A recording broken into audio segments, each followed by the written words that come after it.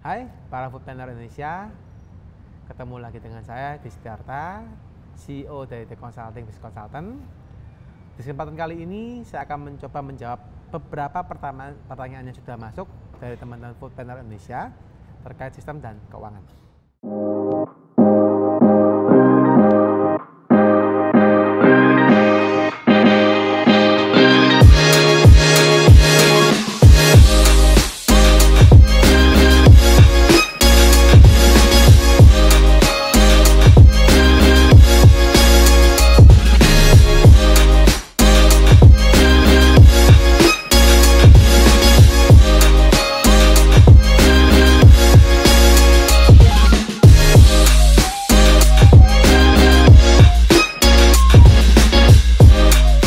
Pertanyaan berikut, apa yang dimaksud dengan hutang lancar? Nah, ini pertanyaan yang cukup klasik ya, karena ini mesti belajar dulu di filosofi accounting gitu ya. Tapi mungkin tidak sebagian daripada foodpreneur departemen belajar mengenai akuntansi.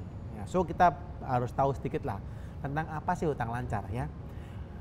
Pada dasarnya hutang itu ada dua macam.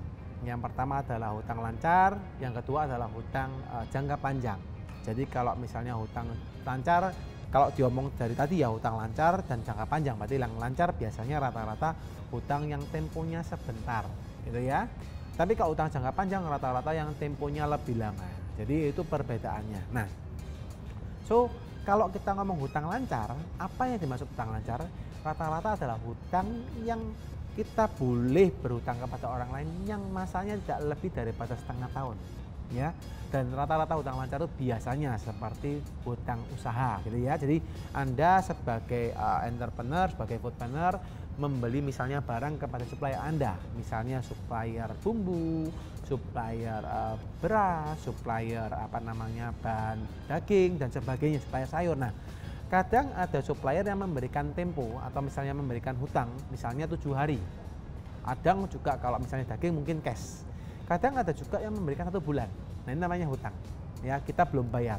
Nah, yang termasuk dengan hutang lancar adalah yang seperti tadi, hutang usaha yang temponya tidak terlalu panjang. Ya, jadi kurang lebih seperti itu. Tapi kalau misalnya Anda memiliki hutang jangka panjang seperti misalnya hutang bank, ya, itu panjang-panjang karena temponya setahun, mungkin 2 tahun, mungkin 10 tahun karena kita ngutang cicil dulu pelan-pelan. Nah, ini hutang jangka panjang. Ya, jadi kalau temponya panjang. Nah, ada lagi misalnya hutang lancar yang tidak harus dari hutang usaha. Misal Anda berhutang kepada pihak ketiga atau misalnya hutang kepada misalnya direksi kita yang mana harus kita bayar secepatnya. Itu juga bisa dikategorikan sebagai hutang lancar karena kita berhutang langsung kita bayar. Ya, jadi kurang lebih seperti itu. Oke, sekian video kali ini.